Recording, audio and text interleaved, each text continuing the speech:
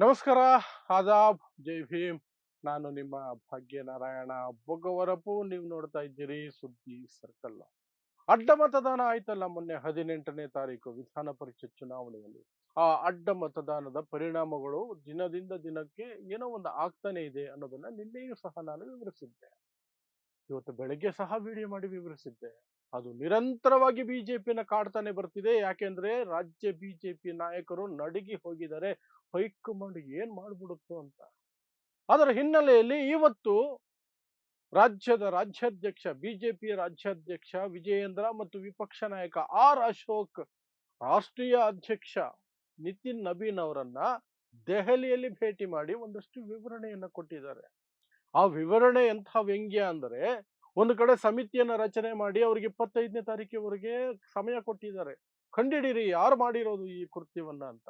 ಅದರ ನಡುವೆನೆ ರಾಜ್ಯಾಧ್ಯಕ್ಷರು ಮತ್ತು ವಿಪಕ್ಷ ನಾಯಕ ಹೋಗಿ ಅವರೇನೋ ಒಂದಷ್ಟು ಮಾತಾಡ್ಬಿಟ್ಟು ಒಂದಷ್ಟು ಹೆಸರುಗಳನ್ನ ಹೇಳ್ತಾರಂತೆ. ಅನುಮಾನ ಇದೆ ಇವ್ರ ಮೇಲೆ ಅಂತ.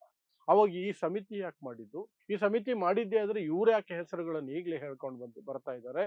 ಎಲ್ಲವೂ ಅಯೋಮಯ. ಸೊ ಏನಾಯ್ತು ಇಡೀ ದಿನ ಈ ವಿಚಾರವಾಗಿ ಏನೆಲ್ಲ ಬೆಳವಣಿಗೆಗಳಾಯ್ತು ಅನ್ನೋದನ್ನ ವಿವರಿಸುವಂತಹ ಪ್ರಯತ್ನ ಮಾಡ್ತಿದೆ.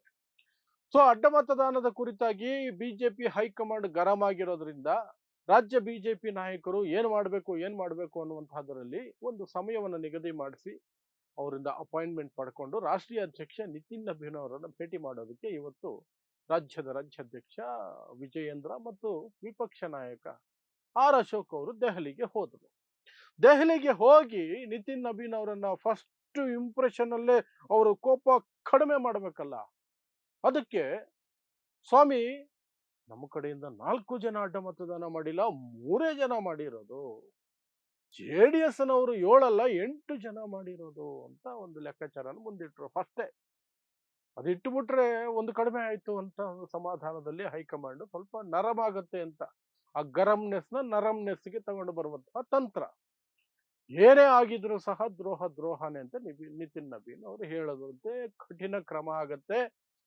ಯಾರ್ಯಾರು ಮಾಡಿದ್ದಾರೆ ಅಂತ ನಿಮ್ಮ ಪ್ರಕಾರ ಹೇಳಿ ಹೆಸರುಗಳನ್ನ ಅಂತ ನಿತಿನ್ ನಬೀನ್ ಕೇಳಿದ್ದಾರೆ.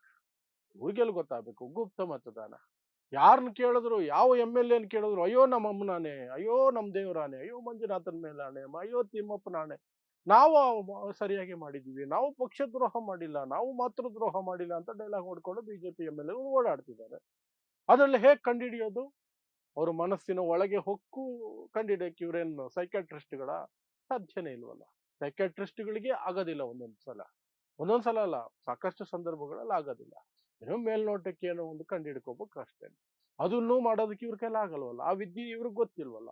ಹಾಗಾಗಿ ಅಲ್ಲಿ ಹೋಗಿ ಒಂದಷ್ಟು ಚರ್ಚೆಯಲ್ಲಿರುವ ಹೆಸರುಗಳನ್ನ ಪ್ರಸ್ತಾಪ ಮಾಡಿದ್ದಾರೆ ಅನ್ನುವಂಥ ಮಾಹಿತಿ. ಒಂದು 3 ಹೆಸರುಗಳನ್ನ ಹೇಳಿದಾರಂತೆ. ಒಂದು ಅಸಿಂಧು ಮತದ ಬಗ್ಗೆಯೂ ಸಹ ಒಂದಷ್ಟು ಮಾತಾಡ್ಕೊಂಡು ಬಂದಿದ್ದಾರೆ. ಸೊ ಅಲ್ಲಿಂದ ಹೊರಗಡೆ ಬಂದು ಪತ್ರಕರ್ತರ ಮುಂದೆ ಮಾತಾಡ್ತಾ, ನಿತಿನ್ ನಬೀನ್ ಅವರನ್ನ ಭೇಟಿ ಮಾಡಿದ್ವಿ, ನಾವು ಏನು ಒಪ್ಪಿಸ್ಬೇಕು ಅದನ್ನ ಒಪ್ಪಿಸಿದೀವಿ, ಅವರು ನಿಮ್ಗೆ ಏನೇನು ಗೊತ್ತಿದೆ ಎಲ್ಲ ಹೇಳಿ, ನಮಗೂ ಒಂದಷ್ಟು ಮಾಹಿತಿ ಬಂದಿದೆ, ಅದರ ಆಧಾರದ ಮೇಲೆ ಮತ್ತು ಸತ್ಯಶೋಧನಾ ಸಮಿತಿ ಮುಂದಾಗಿದೆಯಲ್ಲ, the greatest BJP leader CT Ravi ನೇತೃತ್ವದಲ್ಲಿ ಆ ಸಮಿತಿ ಏನೋ ಒಂದು ದೊಡ್ಡ ಭಂಡಾರ ತಗೊಂಡು ಬರುತ್ತೆ. ಅದನ್ನು ಎಲ್ಲ ಸೇರಿಸಿ ನಾವು ಕ್ರಮ ಕೈಗೊಳ್ತೀವಿ. ಕ್ರಮದ ಬಗ್ಗೆ ನೀವು ಯೋಚನೆ ಮಾಡಬೇಡಿ, ನೀವು ಹೆಸರುಗಳನ್ನ ಹೇಳೋದು ಕಂಡಿಡಿಯೋದು ಅಷ್ಟು ಮಾತ್ರ ಮಾಡಿ ಅಂತ ನಮಗೆ ಹೇಳಿದ್ರು ಅಂತ ಪಾಪ ಅಶೋಕ್ ಅವರು ವಿಜಯೇಂದ್ರ ಅವರು ಹೇಳ್ಕೊಂಡ್ರು. ಪತ್ರಕರ್ತರಿಗೆ ಹೇಳ್ಕೊಂಡ್ರು, ನಮ್ಮ ಕೆಲಸ ಆಲ್ಮೋಸ್ಟ್ ಮುಗೀತು ಅನ್ನೋ ಹಾಗೆ. ನಾವ್ ಯಾರ ಮೇಲೆ ಚಾಡಿ ಹೇಳ್ಬೇಕು ಅದು ಹೇಳಿದ್ದಾಗಿದೆ. ಇನ್ನು ಅವ್ರು ಯಾವಾಗ ಬೇಕಾದ್ರೂ ಕ್ರಮ ಕೈಗೊಳ್ತಾರೆ, ಅವರು ಸರಿಯಾದ ಕ್ರಮ ಕಠಿಣ ಕ್ರಮ ಕೈಗೊಂಡು ಬಿಡ್ತೀನಿ ಅಂತ ಅವರು ಅದರ ಜವಾಬ್ದಾರಿ ಒಪ್ಕೊಂಡ್ಬಿಟ್ಟಿದ್ದಾರೆ. ರಾಷ್ಟ್ರೀಯ ಅಧ್ಯಕ್ಷರು ಅದನ್ನ ನೋಡ್ಕೊಳ್ತಾರೆ ಅಂತ ಹೇಳ್ಬಿಟ್ಟು ಅವ್ರು ಹೊರಟರು. ಇನ್ನು ಈ ಕಡೆ CT ರವಿ ಮತ್ತು ಅವ್ರಿಗೆ ಇಬ್ರು ಜೊತೆಯಲ್ಲಿ ಸಮಿತಿಯ ಸದಸ್ಯರು ಬರೀ ಇದಾರಲ್ಲ, ತೆಂಗಿನಕಾಯಿ ಮತ್ತು ಮಹೇಶ್, ಅವರನ್ನು ಜೊತೆ ಹಾಕೊಂಡು ಕಂಡುಹಿಡಿಯುವಂತಹ ಕಾರ್ಯಕ್ರಮ, ಸ್ಪೈ ಕಾರ್ಯಕ್ರಮ, FBI ಯನ್ನು ಮೀರಿಸುವಂತಹ ಒಂದು ತನಿಖೆಯನ್ನ CT ರವಿ ದ ಗ್ರೇಟ್ ಮಾಡ್ತಾ ಇದಾರಲ್ಲ. ಆ CT ರವಿ ಯಾವ MLA ಕೇಳಿದ್ರು ಅದೇ ಡೈಲಾಗ್ ಅಂತೆ. ಈ ವಿಜಯೇಂದ್ರ ಅಶೋಕ್ ಹೇಳಿದ್ರು ಅದೇ ಡೈಲಾಗ್. ನಮ್ಮ ಅಮ್ಮನಾಣೆಗೂ ನಾನು ದ್ರೋಹ ಬಗೆದಿಲ್ಲ, ನಮ್ಮ ಅಪ್ಪನಾಣೆಗೂ ನಾನು ದ್ರೋಹ ಬಗೆದಿಲ್ಲ, ಅಯ್ಯೋ ತಿಮ್ಮಪ್ಪನಾಣೆಗೂ ಮಾಡಿಲ್ಲ, ಮಂಜುನಾಥ್ ನಾಣೆಗೂ ಮಾಡಿಲ್ಲ, ಯಾವ ದೇವ್ರ ಮೇಲೆ ಎಲ್ಲಿ ಬೇಕಾದ್ರೂ ಪ್ರಮಾಣ ಮಾಡ್ತೀವಿ, ಧರ್ಮಸ್ಥಳಕ್ಕೆ ಬೇಕಾದ್ರೂ ಬಂದು ನಾವು ಪ್ರಮಾಣ ಮಾಡ್ತೀವಿ, ನಾವಂತೂ ದ್ರೋಹ ಬಗೆದಿಲ್ಲ ಅಂತ CT ರವಿ ಮುಂದೆ ಹೇಳ್ಕೊಂಡಿದ್ದಾರೆ. ಈಗ ಸಿ ಟಿ ರವಿಗೆ ಪೀಕ್ಲಾಟ. ಹೆಂಗ್ ಕಂಡಿಡಿಯೋದು? ಕಂಡಿಡಿದ್ಬಿಟ್ಟು ಏನಾದ್ರು ತೋರಿಸಿದ್ರೆ ಏನೋ ಒಂದಷ್ಟು ಹೆಸರುಗಳನ್ನ ಅಲ್ಲಿ ಪ್ರಸ್ತಾಪ ಮಾಡಿದ್ರೆ ಹೈಕಮಾಂಡ್ ಅಲ್ಲಿ ಸಿ ಟಿ ರವಿದು ಸೀಟು ಒಂಚೂರು ಮೇಲೆ ಹೋಗುತ್ತೆ. ಆ ಆಸೆ ಬೇರೆ. ಪ್ಲಸ್ ಅವ್ರು ನನ್ನನ್ನು ಆಯ್ಕೆ ಮಾಡ್ಬಿಟ್ಟಿದಾರಲ್ಲ ಅನ್ನುವಂತ ಜೋಶ್ ಬೇರೆ ಸಿ ಟಿ ರವಿಗೆ. ಹಾಗಾಗಿ ಎಲ್ಲ ಎಂ ಎಲ್ ಎಗಳನ್ನು ಕಾಂಟ್ಯಾಕ್ಟ್ ಮಾಡಿ ಮಾಡಿ ಮಾಡಿ ನಿಜ ಹೇಳಿ ನಿಜ ಹೇಳಿ ನಿಜ ಹೇಳಿ ಅಂತ ಹೇಳಿ ಅವ್ರಿಗೆ ತುಂಬಾ ಬಿಡ್ತಾ ಇದ್ದಾರೆ.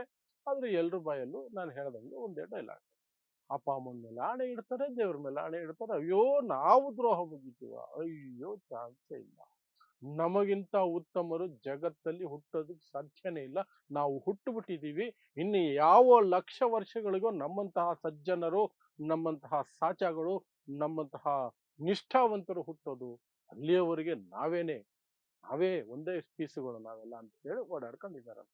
ಸಿ ಟಿ ರವಿಗೆ ಇಲ್ಲಿಂದ ಪೀಕ್ಲಾಟ.